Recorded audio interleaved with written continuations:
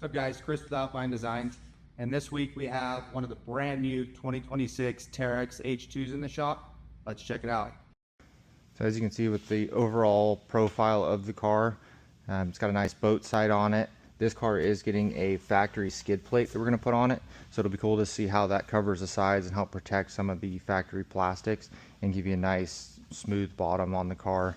The cage is actually a lot lower profile than you see some of these other stock cages from some of the other manufacturers.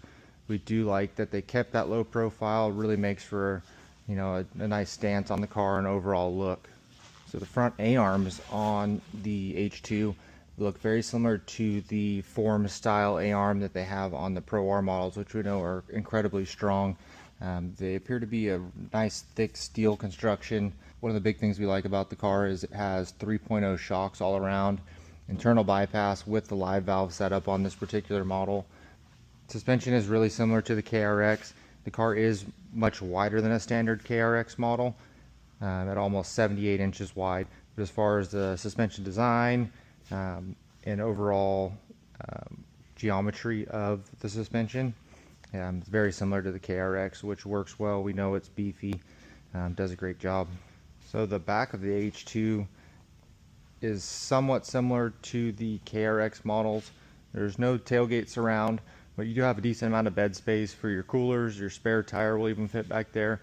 They did finish off the back with a really nice dual exhaust, which surprisingly is nice and quiet, which we really like in the UTVs. Makes for a long day riding, so your ears aren't burning by the time you get done. Here in the bed too, you do have some bed space taken up by the supercharger intercooler and your side plenums there, but they did a nice job on finishing that off and keeping the whole back of the car nice and clean. Alright, so to the biggest part of the H2 that everyone's excited for is the supercharger. This is a gear driven supercharger on a 4-cylinder 1000cc engine. Plenty of power from the 4-cylinder supercharged engine to get up and do almost 100 miles an hour out in the desert. So we're excited to take it out and see what this thing does at top speed. Transmission operates nice and smooth like you would expect from a Kawasaki, and the clutching engages nice and early, gives you a nice smooth start. Low gear is nice and low, a little bit higher than the KRX models, but still gives you the capability to be able to crawl this thing and do some slow speed driving and rock crawling. Kawasaki did go to a retractable style harness, which these ones seem to work really smooth. Overall, pretty nice harness for a factory harness. They do still have the seatbelt trigger.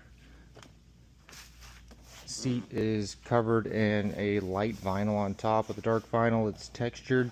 Seats are super comfortable from factory. We're going to try to leave these stock seats alone, maybe add some heated seats and see how they hold up, see how they are for comfort out in the desert. So we ordered this car with the 5-seat option, which is something new for the UTVs.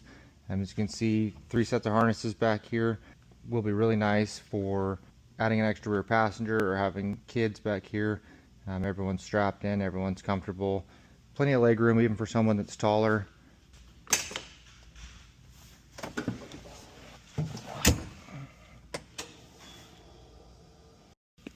Alright, we're here in the driver's seat of the 26 Teryx H2. I'm going to show you guys a couple of the just display features on the car, some of the controls here. Turning the car on, this is kind of where you start. You end up with your main display here, your GPS, and your secondary display here in the middle. The primary display does show your boost, CVT temp, mile per hour, 2 and 4-wheel drive settings, along with your fuel gauge, which you can also customize.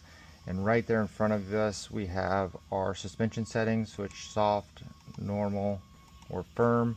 And then over here we have our power modes that show here on the dash.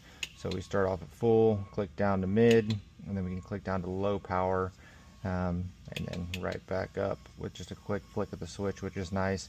We also really like that on the suspension you actually have a button for each mode.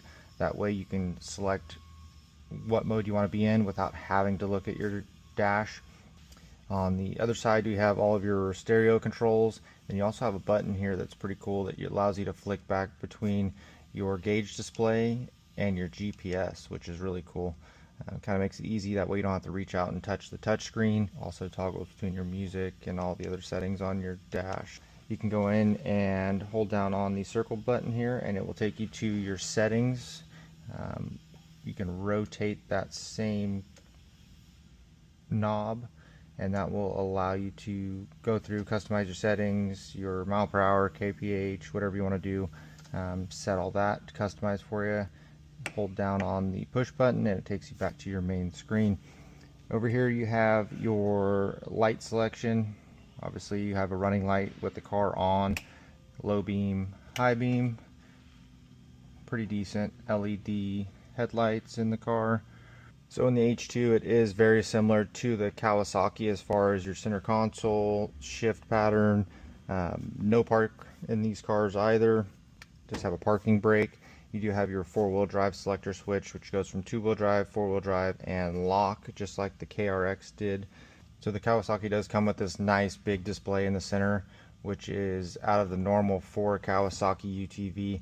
So this nice big Garmin display actually is able to be removed with just pulling off that bezel, unclipping the back here, and this will actually pull out, and it still gives you pretty much full features other than the gauge display of the vehicle. You can go to your maps, you can make any kind of notes or chart anything from a ride that you might have, or even just take this and get another mount and pop it in one of your other UTVs or even some of your on-road vehicles. That's a really cool idea, and I think we're going to see a lot more of that in other manufacturers, giving people some flexibility between their GPS options. Alright guys, this is our latest build. It's a 26 Teryx H2 for Kryptonite Products. They will be doing a handful of products for the Kawasaki, steering, some ball joints, sway bar links, things like that to beef up the suspension even further than it is from factory.